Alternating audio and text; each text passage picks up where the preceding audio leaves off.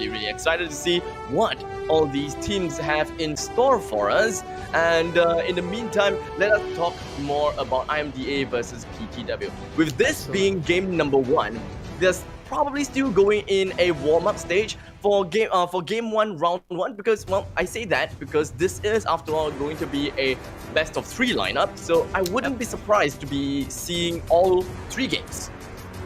Yep, and not only that, it's also a double elim, so we're gonna see a couple of teams. Maybe, you know, I mean, it's not really, I wouldn't say encouraging, it's not really advisable, but some players do prefer the lower brackets. They don't really want to play too many games, they don't feel like they want to contest a couple of strong teams in the upper brackets, so they might just want to fall in the lower brackets. I think it's a really risky strategy.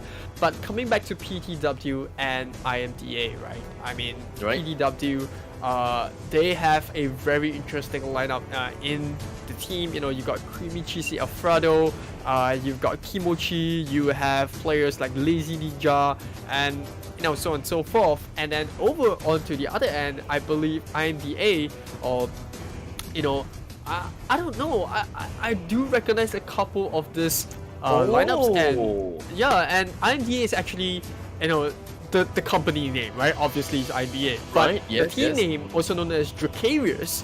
No, I'm not Dracarys.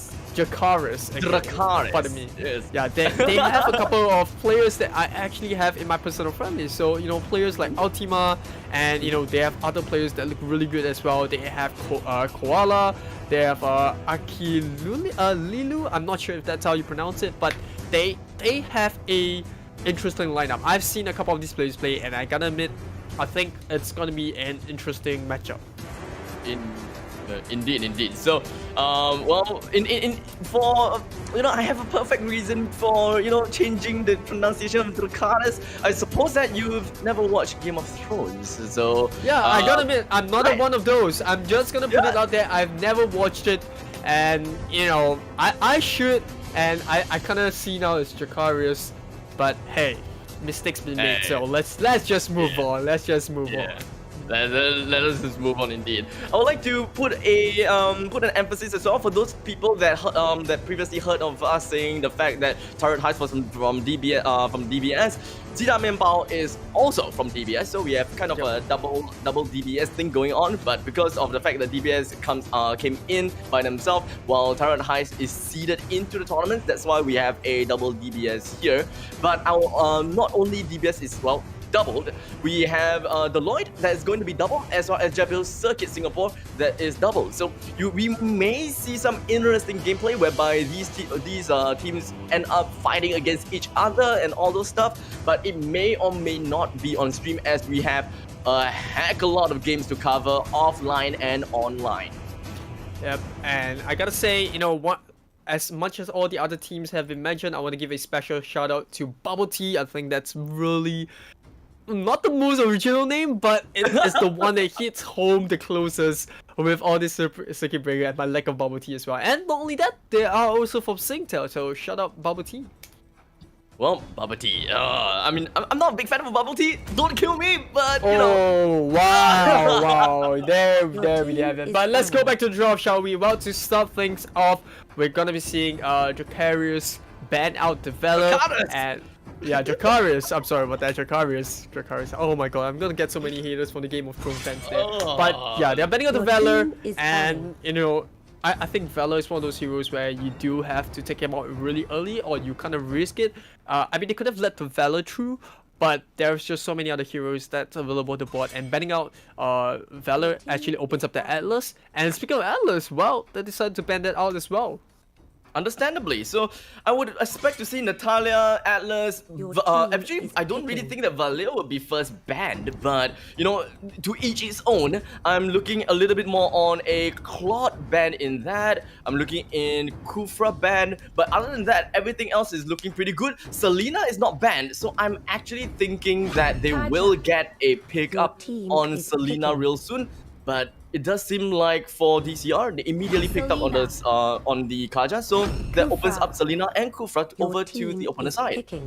Yeah, I think Kacha is an okay pick. Like, you know, we have seen him being used in the MPL finals, and it was really vital, especially in most of the team fights, because it essentially turned the team fight into a 4v5 with the ultimate. So it does give, you know, quite a bit of a I would say an arsenal to the team to kind of open up a lot of the engagements, and they're gonna follow up those picks with a carry as well as a high lord as well. Carry, kind of no surprise there, you know, with all the stacks, she kind of stretch through Kufra, even if he has Tyrant's Madness of Revenge. If he decides to come in, you know, Carry's just gonna immediately shred them apart. And then you also have high loss with the Ring of Punishment as well as the Glorious Pathway. So I think, you know, they have a lot of engagement there, disengagement as well if you look at it, because, you know, Carry is one of those heroes where they can fight while backpedaling.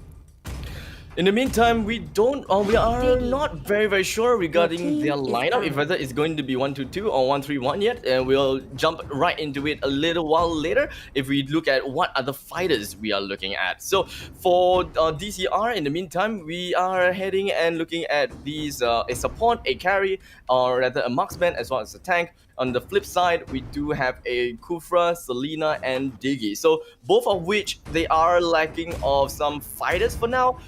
We got the mage support coming in from the other side. We have the marksman that's already out there for DCR. So we've got that down on the road for now.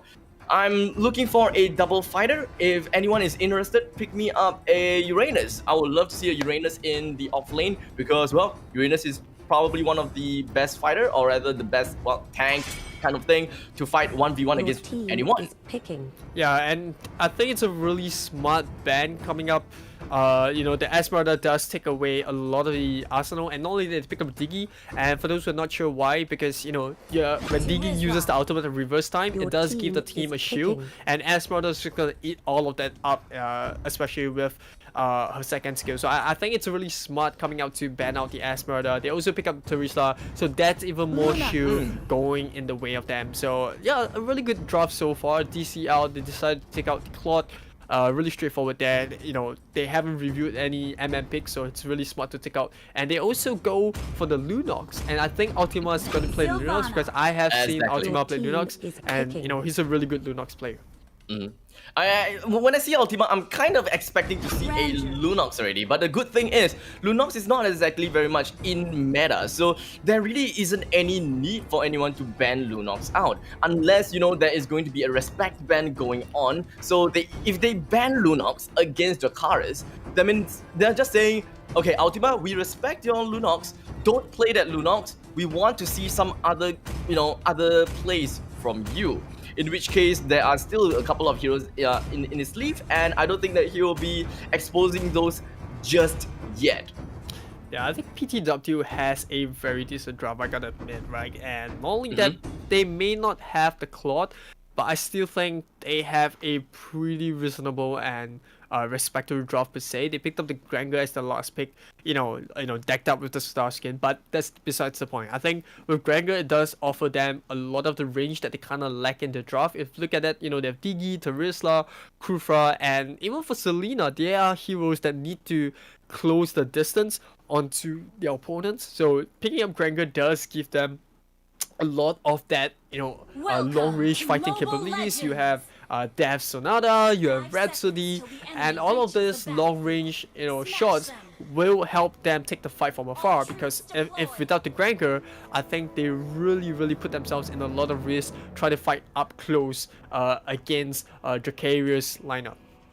Indeed, and in the meantime, we are just going to go for a quick little break due to the fact that we need to remake the game lobby. But I believe, if I'm not wrong, the players is going to stick to their own and the same heroes, so we can talk a little bit more about the heroes. Looking at IMDA Dracarys, their lineup is looking pretty well rounded, but without a doubt, if you ask me, I probably have to give my coin over to PTW for their lineup. I really have something with the lineup, and I really like the fact that actually they did draft that Diggy. That is going to be putting out a decent amount of counter against no, actually perhaps not against Kaja anymore. From what I know, Kaja's Divine Judgment can now no longer be nullified. So no matter what, if I'm not wrong, you can use Divine Yeah, Judgment on anyone at any time. Yeah, and not only that, I think Dracarys lineup is just more balanced, more well balanced. I mean, pick up the culture early game, first pick, and not only that, they have carry, which with speedy like Will, they're just gonna be able to shred anyone down because of the light wheel mark. And you look over to the heroes of over to the side of PTW, you gotta ask that question: who's able to kind of stop the Kaja as well as the carry hyper carry? Because we'll play there, but I really do mean it. Like, who's able to stop the carry? Because yes, you have the Kufra and the Selena, but if you meet a team that's able to dodge the Abyssal arrows, I don't know. I just don't see anyone being able to stop the carry, to farm into the late game, and just carry the entire team. Exactly. So what I was kind of thinking about that is the fact that Selena and Kufra, they are really great initiators, and so the jumping potential coming in from PTW is really strong. But I think that what's the difference, or rather what makes the game a little bit different, is the fact that they actually had a Granger. So Granger is a little bit more brawly in the front lines instead of targeting the back lines like what Claude usually does. Claude usually just send his monkey in and immediately swap position and go in from the Blazing Duet, wipe out the half of the squad from the back lines, destroy any species ASAP and get himself out of there before his life comes into any danger. But for Granger, it's a little bit more different. Once the team jumps onto the enemy side, if you actually capture their tank, you have to maneuver around and try to work your way to defeat the tank first before you can even get to the back lines. And we know that Kufra is not the beefiest tank out there.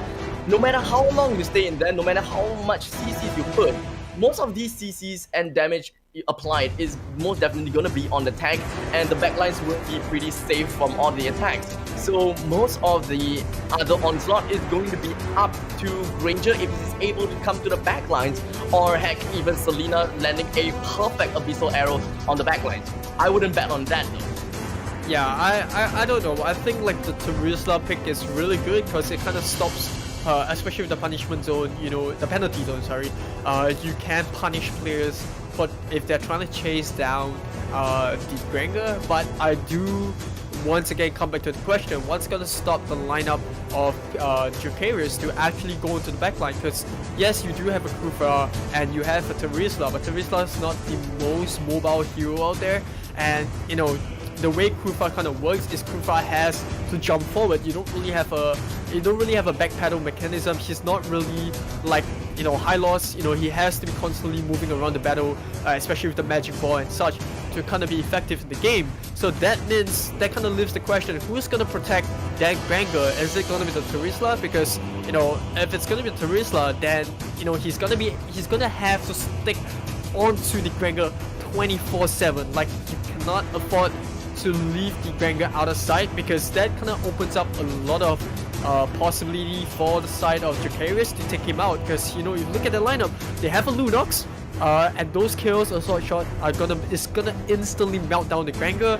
You have a Kaja with the Divine Punishment and the Ring of Order, who's gonna burst him down as well. In fact, the entire lineup coming up from the side of Dracarys, they can actually melt the Granger down. So that's just one of the things that I see that's gonna happen in the game, especially for the side of PTW. I just don't know how they're gonna deal with it. For PTW, they are, like I said, the initiating factor is pretty strong. If they are going for early game rotations all about, feeding the hyper carry, which is going to be Granger, is going to be the utmost importance. So I'm banking it onto PTW for the fact that they are able to rotate early, try to get kills early, which should be no problem for them whatsoever, so they can end the game earlier. However, if they were to drag the game long enough, it's going to be quite a punish to them, as the late game for Dracarys is inevitably a lot more stronger. How they are playing this out is both teams are going to be, fist after fist. They're going to be fighting each other in a brawl style. None of them is going onto the back lines. They're going to sweep from one end to the other, but not from two ends closing onto the middle side. So if you're looking at the brawl mechanics, or rather the brawl matchup, Dracarys definitely have the advantage due to the fact that they have Kaja immediately isolating one hero, and they have Sylvana that immediately locks one hero down. And not to forget a good amount of damage from both Lunox as well as Carry. Carry deals heck a lot of damage to tanks, and to add on to that, Kufra is not the beefiest tank you have there, while Hylos is the beefy tank, and if he drop down Rejuvenate, even beefier. PTW, the only way they can get back to on their feet, really, is to catch out the opponent's side and just CC them out of control before they can even do anything. So surprise element is really important for PTW. Do not jump right into a battle and work everything. Yeah, absolutely, I do agree with that, and I think the only issue for Dracarys coming into this fight is that their heroes are pretty squishy. If you look at it, Hylos is the only one that really has, some sort of a tank role. The rest, they don't really have too much to tank. Even for Sylvana, yeah, she does have the light steal, or rather, she does have a little bit of a life steal. She does go for that, concentrate the energy route, and I don't know. I think they have enough burst in their arsenal to take anyone out before a real brawl, like you mentioned, kind of begins. It really comes down to how PTW are going to position themselves. Like I said, this entire game is going to be positioning. I don't really think a 5-on-5 is going to happen that early into the game. It really comes down to whether PTW can get enough ganks early game with the Selena and the Abyssal Arrow to set up, for the Kufra, whatever it is. If Selena isn't able to buy enough time early game for the Granger to farm, I think they're on a timer, because the later the game goes, I only do see the side of Dracarys just becoming stronger and being able to just strat PTW all over the map. That's just how I see it. I mean, the game could go either way. It might it could happen like what you said. It could become an all-out brawl, and if you were to take everything into account, I think in a 5v5 frontal battle or brawl, as you mentioned, I think PTW does have an advantage because of how tanky a lot of the heroes are.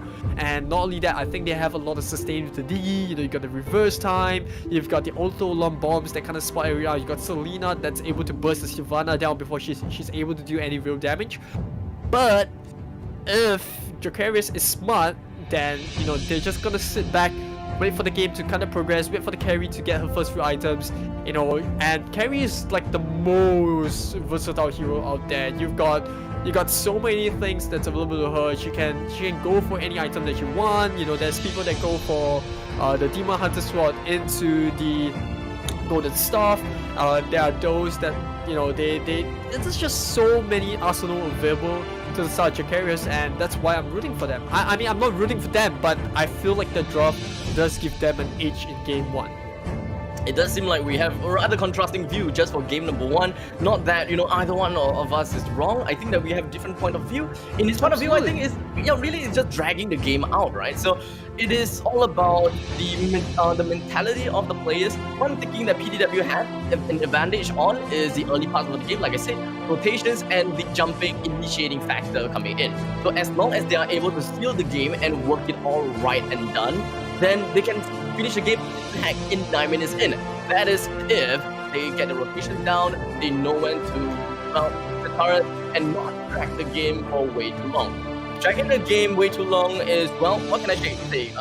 They have patience, but not the kind of patience that you would want in this game due to your matchup, due to the drafts. You want to do your very best to avoid all of that. Yeah, absolutely. And while we're talking about draft and we're waiting for the players to kind of restart the game, if the viewers out there, do remember to please give us a like and share this with your friends. We absolutely want to get this word out there. I'm excited for PVPesports. Like we mentioned, a total $100,000 worth of prizes, as well as the giveaways. We are also giving away a lot of the PvP swags. the link is still up, and if you kind of missed the link, I'm sure that our team will kind of drop that graphics once in a while for you guys to get hands on the PvP swags. And I gotta say that I'm really looking forward to a couple of these teams that will be playing today. I mean, we mentioned about Big 5. I mean, I'm just gonna put it out there. Big 5 is actually the one, and there we go, coming up on the screen right now. bit.ly/PvP trivia, and you just gotta answer a few simple questions, and the first 2 correct answers will win yourselves those PvP swags. And man, those t-shirts are looking really cool. Minimalism design. It's just all a joke right now. Minimalism, abstract. I shouldn't name myself abstract anymore. I'm gonna name myself minimalist. Your team is banned. Yeah, I should have thought of that early, but now we're going back into the draft just to make sure that everything is up to scratch. I think most of the picks are gonna stay the way they are. Same with the Valor as well as the Atlas ban. You're gonna see the Natalia as well as the Ling ban out, and I think Ling is one of the interesting heroes, which I think, despite so many nerfs and the fact that they've reduced the lifesteal on him, he's still a really viable hero, right? You got one of those heroes that is able to jump in onto the back line and still be able to catch out. It's kind of similar to Sylvana if you think about it. A little bit different because Sylvana does have the Imperial Justice, where it's a single lockdown, while Ling, it's more of an AoE damage. Well, the entirety of the rest of the lineup, I suppose that I can understand why there is a Ling ban in here. Granger, he does have like this short little dash, and the main point of getting the dash down really is to bring down damage as much as possible. You wouldn't want to think so much about getting the dash in just for escape. It is there for escape, but it's not your main priority to think of it as an escape, because every time after you get a dash down, your next two hits is going to be enhanced damage. Getting the enhanced damage down with the final bullet in is going to deal a heck a lot of damage, especially after getting your first few items. But of course, I'm not going to bring down the fact that the opponent's side have a carry as well. Dracarys with the carry only require 2 items to get the ball rolling: Endless Battle as well as Golden Staff. But some people may choose a little bit different, such as Endless Battle as well as Wing Talker, just so that he can walk a little bit faster to catch up to the rest of the team. It really depends on their playstyle, but looking at the total lineup coming in from Dracarys, I don't believe that there's going to be a need for Wind Talker, but more of Endless Battle and Golden Staff to go for that brawly aspect once again. The Teresa coming in for PTW. What do you think about it? You said something about the fact that he's slightly tankier, but I think that he's kind of on toe-to-toe kind of matchup together with Kufra against a single Hylos, right? Yeah, like I said, I'm not comparing hero to hero wise, but I think draft wise, like the entire draft, the Teresa does add a whole new respective kind of tank. Like, he's a fighter true and true, but at the same time he does put out quite a bit of damage, with the revenge strike and the execution strike, and especially with the fact that you are looking at a draft that requires them to kind of hyper support the Granger, or rather hyper protect the Granger, and once the Granger goes out, then they are lacking a lot of damage. Like Selena, yes, she does have a lot of burst, especially with the Abyssal Arrow, as well as being able to just take out any of the front line which she wants with the I would say Abyssal Trap. But that being said, once the Granger goes down, they are gonna lack a huge source of damage. So PTW is just looking to protect Creamy Cheesy Alfredo, try to get him going, try to get him online at ASAP to match the damage being put out by Koala, who's gonna be playing on this carry. But I think one of the interesting things that you kind of mentioned there is the ban on Link, being very pesky, especially towards the Granger. And I gotta agree, the Justice of Blades is one of the most annoying ultimate out there, but it can kind of, there's counters and ways around it. But I guess PTW just kind of admit to the fact, like, you know what, we're not gonna waste like buying an item just to counter this hero. Let's just take him out because he's too annoying to do it. Yeah, they don't want to deal with that, and I would pretty much understand how is that gonna be. But without further ado, ladies and gentlemen, Dracarys versus PTW with the first team fight coming on above, with PTW immediately going on an invade right onto Dracarys' doorstep in front of the buff. Doesn't seem like anyone is going to go down just yet, but it does seem that Kaja actually immediately went down after taking quite some beating from, well, the opponent's side, Selena, as well as the buff itself. Not looking good if you ask me, but God, we do have the Selena immediately jumping right onto Lunox, as well as the Hilo. Take a look at that with the Abyssal Trap, taking him away. And now Selena have gotten the best opening, the best start of the game with 3 kills in her arsenal already. And here is what I'm talking about with the early game factor that PTW has. Yeah, the Selena is just one of the most early game assassins that come online at level 1, right? She does have the Abyssal Trap, she doesn't even need the Abyssal Arrow, and really good instinct as well to kind of get Lunox in the lower brush of the buff, which I felt like was a really risky situation, especially for Dracarys to stay there, given that they already lost the initial team fight. You know, they lost the Kaja, and they should have just backed off, but they were just playing a little bit too greedy. IMO, you know, decided to go for the blue buff, and I think they might even get more in the bottom lane. Doesn't seem like they did manage to fully capitalize the fact that they had 3 men down in the bottom lane, but hey, at least they did manage to push the carry away for just a little bit, but it is enough to make sure that they have their gold and EXP throttled down. As long as they just put fear and intimidate their opponents, there is no way that they can play aggressive. Just let them hide inside and just stop them from getting their gold, getting the farm, and this is by far the best way that they can carry out the game. But in the meantime, take a look at the middle lane. It does seem like Kimochi is looking into a little tad bit of an issue with Selena. HP is down low, but Ultima himself is gonna go straight down, and well, another one of the backup coming in from PTW immediately joins in the fray, giving Granger, I believe. Oh no, it's another one for Selena. So 4 kills in total for Selena already, with no objectives taken just yet, but with 3,000 gold advantage for PTW so far. So once the 3 minutes hits in, which is right about now, they would probably want to bank in on a single turret and try to bring that turret down, like what we see from Lazy Ninja at the bottom lane. Yeah, I feel like, you know, Dracarys are rushing things a little bit too quickly. You do see Ultima getting snuck once again. Should be an easy kill. Nothing really they can do there. Drops the Glorious Pathway a little bit late. But yeah, Dracarys are just rushing things a little bit too early.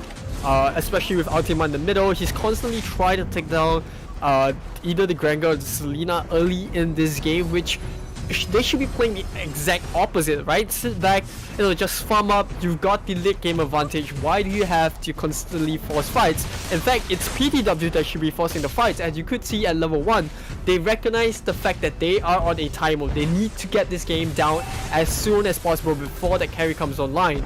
And they have been doing a perfect job. Like 0-6, it is the perfect start, like you said. And, you know, they're just doing everything right at this point in time. They are trying to force a little bit of an engagement, but as long as Dracarys doesn't give them the opportunity to do so, they will be pretty a-okay. But it does seem like they managed to bring the fight to them.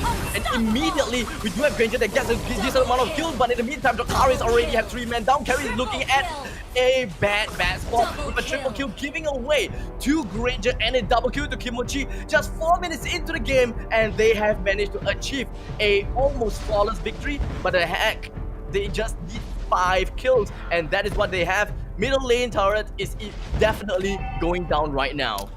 Yeah, Kimochi just playing insane now, like 6-0. You know, she's basically just ganking every single lane.